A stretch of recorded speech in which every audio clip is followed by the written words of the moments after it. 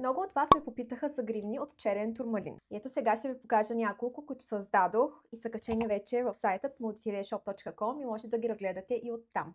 Черният турмалин е познат като каменният пазител, символ на защита, сила и заземяване. Тази гривничка ми е любима с позлатени части и маниста от черен седев. Всички гривни имат и вариант за дамите ми, които носят сребристо. Вярва се, че абсорбират чуждите негативни мисли, завист и недобронамерени енергии, които ги трансформира моментално в неутрална енергия. Тази гривничка е много изчистена и много нежна, с 2 мм и 4 мм черен турмалин с позлата. Може да се изработи и в сайта ще намерите опция с посребрени маниста и закопчал. Това ми е третият модел гривничка, много нежна, 1,5 мм черен турмалин и черни естествени перлички. Ако желаете, можете да ги видите в сайта и да поръчвате оттам.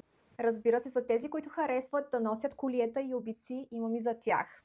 Тези бижута ще ви създадат един енергиен филтър, позволявайки на вас да останете във вътрешния си център, независимо от външния хаос.